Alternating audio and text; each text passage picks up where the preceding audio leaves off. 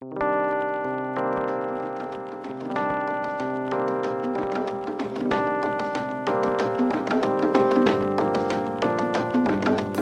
is a recording from a Sunday meeting of the BC Humanist Association in Vancouver. Humanism is a progressive worldview that, without supernaturalism, affirms our ability and responsibility to lead meaningful, ethical lives capable of adding to the greater good of humanity. To learn more about humanism and to support our work, visit bchumanist.ca and make sure to follow us on Facebook, Twitter, and Instagram, and be sure to subscribe to the BC Humanist podcast. The opinions expressed in this podcast do not necessarily reflect those of our staff or board of directors. Good morning, my name is Sonja Luehrmann, and as Ian said, I teach anthropology at Simon Fraser University. And I'm very honored and happy to be here this morning. I also, I think, tend to speak relatively fast, so if I do that, raise your hand and slow me down.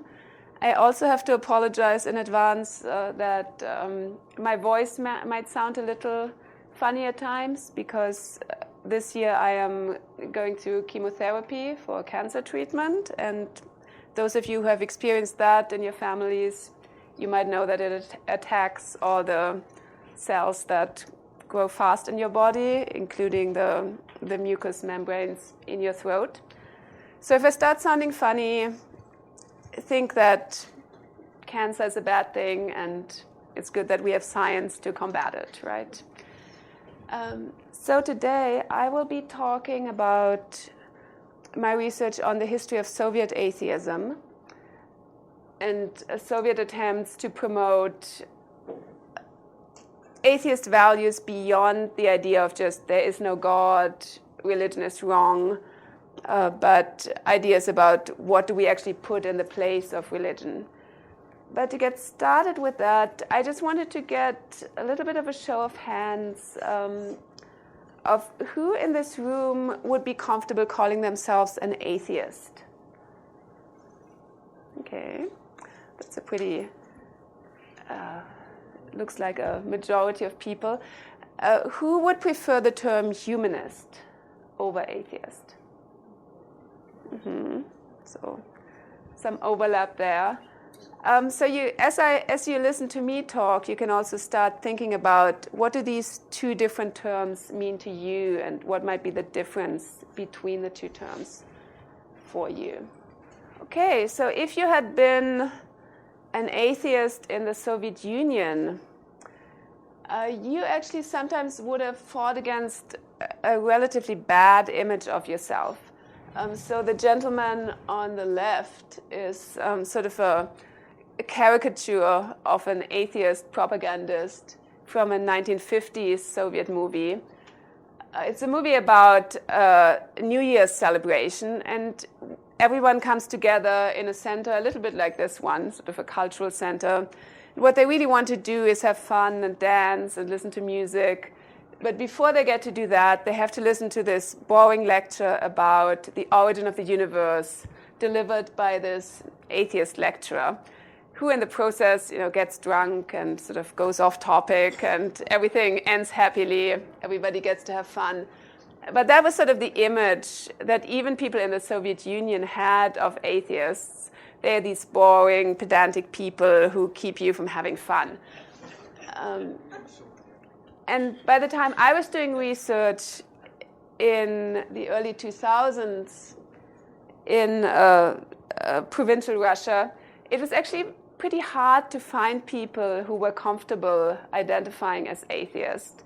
But I did meet these two lovely ladies in the photo down below on the right, who were in their 70s and 80s, but had very happy memories of going out and going to villages, trying to teach people about the discoveries of Soviet science and medicine and things like that. And they had experienced that as kind of a public service that they were delivering, and an ethic of working with people, connecting with people, that you could kind of feel in meeting with them that these were people who had been devoted to public service their whole lives.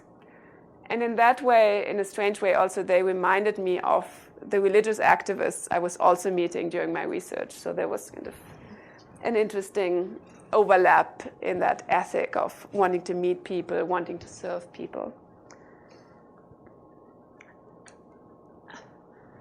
One of the reasons why the Soviet Union and in post-Soviet Russia has a bad reputation is that it's connected mainly with destruction, and for good reasons. That was the first thing that the Soviet Union did after the revolution in 1917 was destroying former buildings of worship, churches, mosques, synagogues, turning them sometimes into buildings for other purposes. This happened with this church. It was turned into a store for furniture. Other places were turned into storehouses. Other houses of worship were just destroyed. So there was a lot of destruction and negative energy connected with Soviet atheism. But at the same time, there was also an attempt to think about what do we put in the place of this destruction? What is something new that we are offering?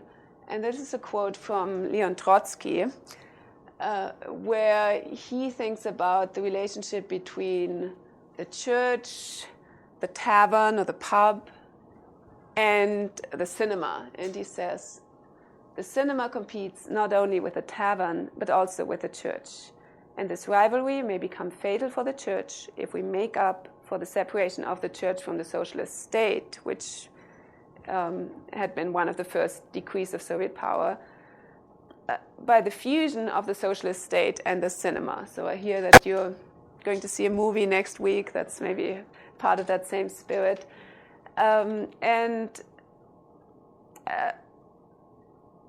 What is behind this idea is the idea that religion, as these people working in the Soviet Union, especially in the rural areas of the Soviet Union, encountered it, was very localized, and it was tied to particular ethnic and family and local traditions. And one of the first things that the Soviet state tried to oppose to religion was this idea of being able to show the same images all over the country, being able to show images of modernization, cities being built, factories being built, that kind of thing. And some churches were literally turned into cinemas, like that little image that you see on this slide. This is a church that was a cinema for about 10 years, I think, between 1937 and the late 1940s, when then it was again turned into a church for a while, and then it was destroyed eventually in 1961. So there was this idea of constructing a new kind of culture and putting it in place of the religiously infused culture that people were inheriting from the past. And from the beginning, there was this idea that this new culture had to include new gender relationships. And one of the places where Soviet atheists were getting this idea from was from Friedrich Engels, Karl Marx's collaborator and companion, who published a book in 1884 called The Origin of the Family, Private Property, and the State. It's a book that we as anthropologists like because he actually drew on the research that anthropologists were doing at the time in different First Nations, Native American cultures, to look at how gender and family relations had been different across history. And Engels' argument was that actually the rights and the almost property-like status that in patriarchal society the husband or the father had over his family, over his wife and children, that those kinds of rights were the first form of private property, and this is where private property originated from, and eventually, other forms of state domination. So that, and part of that argument was also that once that form of property was established, it was religious traditions who helped to uphold it. So the traditions that you might have in a religious groups to a privileged male clergy over the ability of women to officiate, so or the religious sanctions for certain kinds of forms of marriage that then a woman would have a hard time getting out of.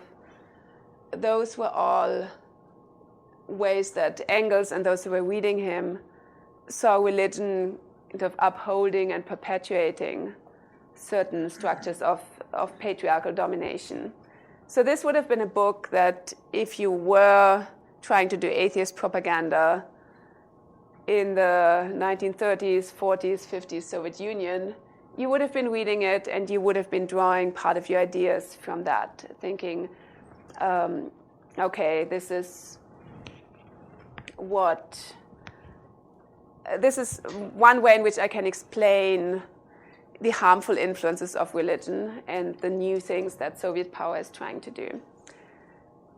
And because much of the population of the Soviet Union was rural, and although people were becoming literate, they were still very receptive to visual information. We have a lot of wonderful posters that illustrate these atheist ideas. So I'm going to show you some of these posters, and I'm hoping that those will also help us spark some discussion. So this is a 1930s poster that sort of shows this idea that religion is one of the forms in which older generations and older ways of being together kind of have their influence on the young. So here you see the grandmother trying to drag the daughter to church while she would rather go to school, so that the building on the right-hand side is labeled Shkola, school, in Russian. So the school is sort of the happy, bright, future-oriented offering that the Soviet state is making, whereas you see this decrepit church that is really not very attractive to this poor young Soviet girl.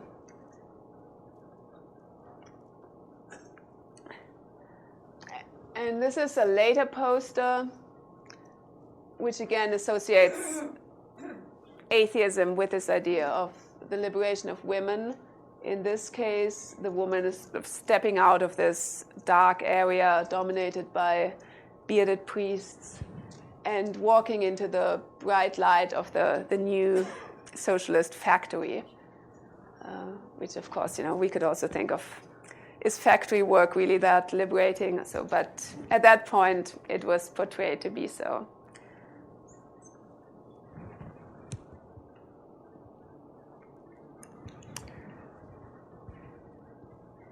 And the Soviet Union, of course, was also a multi-ethnic and multi-religious society.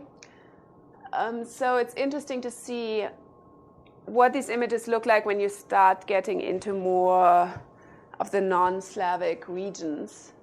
And the poster you see on top on the left is from Central Asia, from Uzbekistan, where in the 30s and 40s they had these movements to rid women of their veils. So the paranja that's referenced here, we will completely eradicate the paranja, is like a local version of the burqa, like a full body veil. And there were these demonstrative occasions where women would come forward and kind of take off these burqas and show themselves as these modern Central Asian women. Some interesting features that you might notice is that they're still all wearing some form of head covering.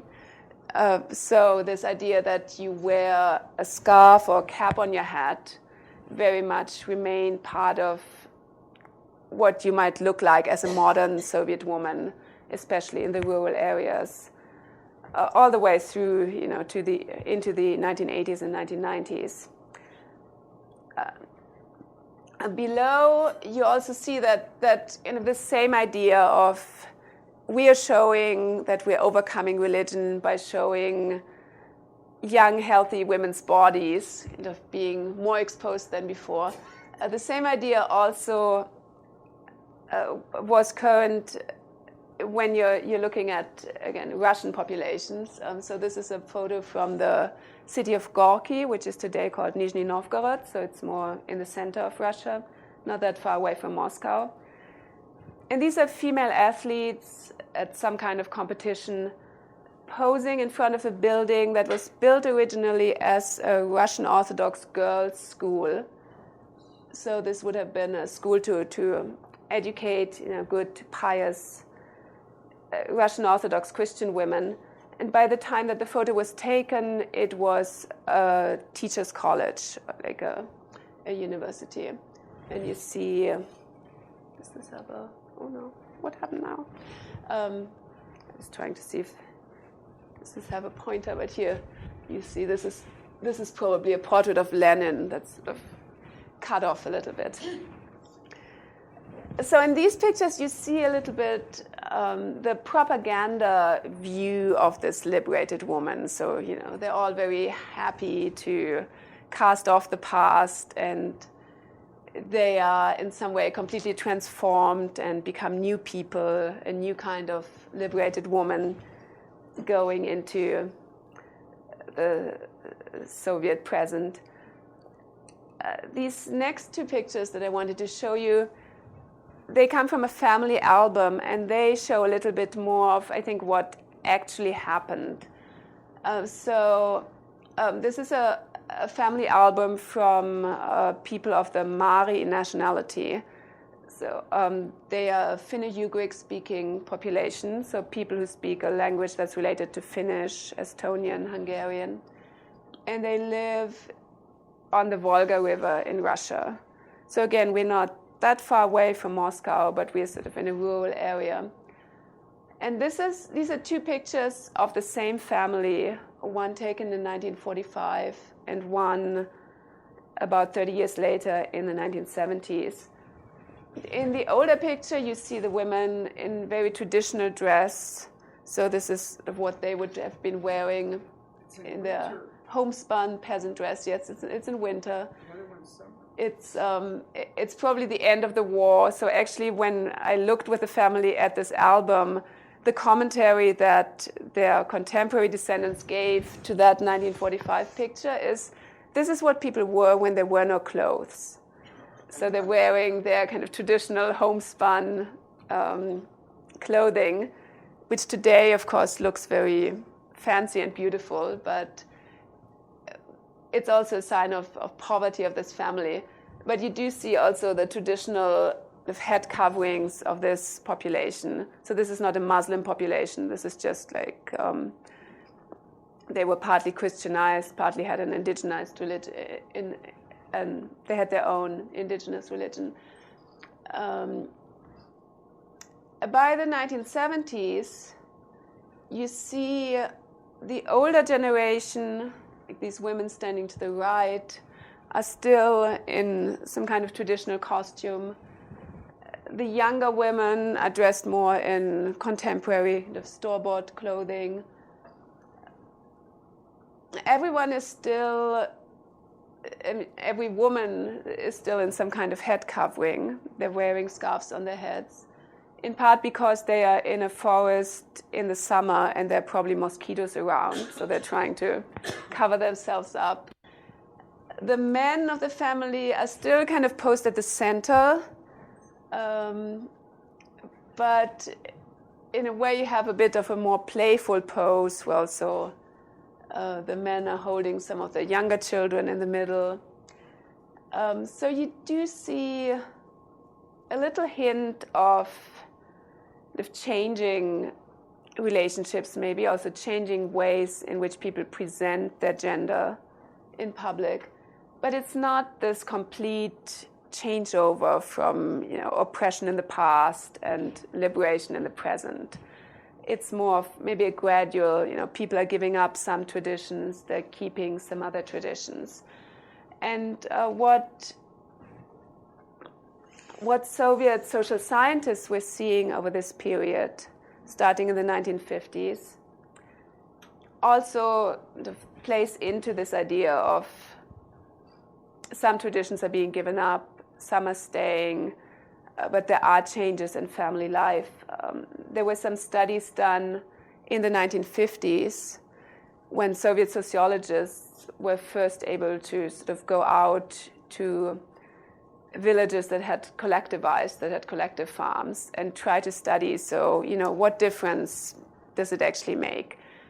And one of the things they found was that in terms of really religious observances, there wasn't that much of a difference. People were still celebrating their religious holidays. They were still not turning out to work on those holidays, and there were some conflicts, with the collective farm leaders and administrators around that. There was still this association between celebrating a religious holiday and the whole village getting drunk and, again, no work getting done. But on the other hand, where people were noticing changes was in this area of family relationships.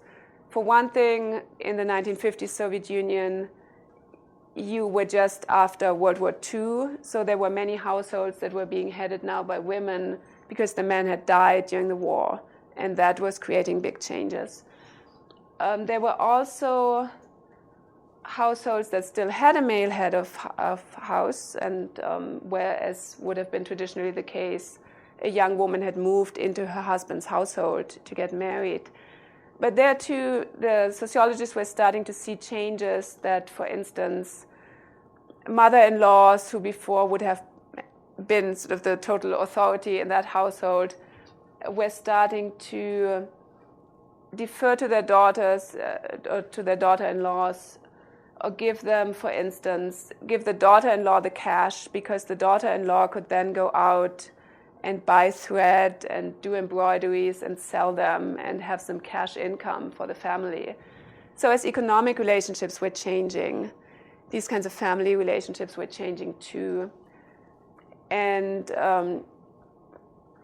then again, sometimes in a bit of a roundabout way, these scholars were trying to tie that to the decline of religion as well, saying that, well, part of what's going on here is not just that the economy is changing, but it's also that these kind of religious ideologies that were upholding the older patterns of authority are becoming weaker, even though people maybe are still holding on to some of the traditions. And one area, again, where there are interesting visual ways of showing these changes is in thinking about weddings. So the photo on the left is kind of a satirical representation from the 1970s, where, again, there was some recognition that we're trying to construct this atheist society, but it's not always working. People are still going to church. But then there was also a criticism of that.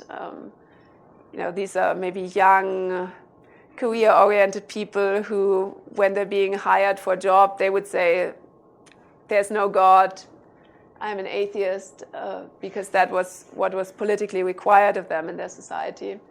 But then when it's about having a wedding, having a nice ceremony, they would still go to church. And on the right, you see a page from an album that's kept in a museum that shows the secular, of modern Soviet wedding ceremonies that the state tried to put in the place of these traditional weddings. So there was also an attempt to come up with new ceremonies that would replace the old religious ceremonies, and that were often very official and oriented toward the state. So here we have the happy moment where the couple gets to kiss, but before, again, they would have had to listen to some kind of admonitions of how are you a responsible member of Soviet society, and what are you going to do to contribute to that?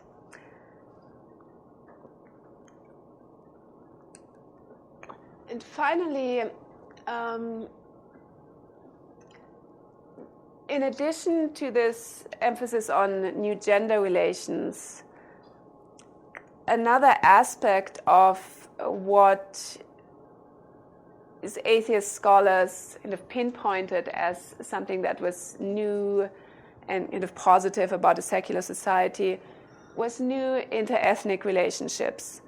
And again, that was all connected in their thinking about religion because in most parts of the Soviet Union, your religion and your ethnicity would match in some way. So if you were Russian, you would be likely to be a Russian Orthodox Christian.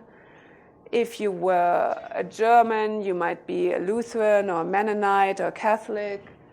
If you were Tatar, you might be a Muslim. If you were Uzbek, you might be Muslim. So there was this connection in people's minds between who you are in terms of your ethnic background and who you are in terms of your religious background.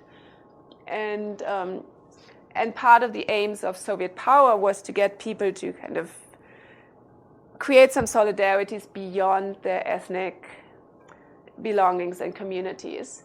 So a standard part of Soviet surveys, when you were surveying the population about something, would be to ask two questions. One is the one that you see on the screen there. Would you object if your son or daughter married a person of another ethnicity? And another question was, does it matter to you what the ethnicity of your co-workers or your colleagues is in your work collective? And if you were a good Soviet citizen and sort of paid attention to the news, you sort of knew that you were supposed to answer no to both of these questions. So all these survey results that you get, you always have to take them with a grain of salt, because you can imagine that many people answered based on what they thought they had to answer rather than maybe what their true opinion was. But it's still interesting that in the Mari Republic, so in a region where you have this this nationality that I just showed you pictures of, in 1985, so pretty late into the Soviet project and the years of Soviet power, you still had 10.5% of identified religious believers, self-identified religious believers, saying, yes, actually, I would have some objections to a marriage between my child and someone of another ethnicity. And only 3.2% of self-identified atheists had the same answer. And there were similar figures also in these ideas about does it matter to you if your work collective is ethnically mixed or if it's of your ethnicity? That people who identified with a religious tradition were more likely to also want to have this ethnic unity. And part of what was going on there is that in this republic you have some ethnic minority populations who, when they were saying, well, I would not want my child to marry somebody of another religion, really what they were saying is, I would want to maintain my ethnic community in some way. I would not necessarily feel comfortable with my child marrying an outsider. But the atheist scholars, again, took up these statistics, saying that this actually proves that atheism promotes some kind of inter-ethnic openness, and it gets people to go beyond these boundaries of their former communities.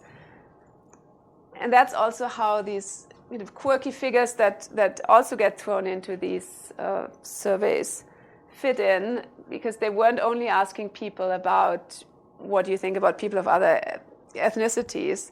They were also asking questions such as, like, how many books do you read per month? How many times do you attend the cinema?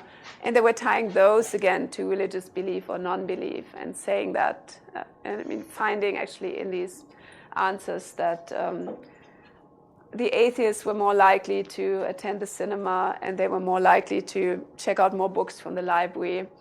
And again, this was being used as some kind of argument to say that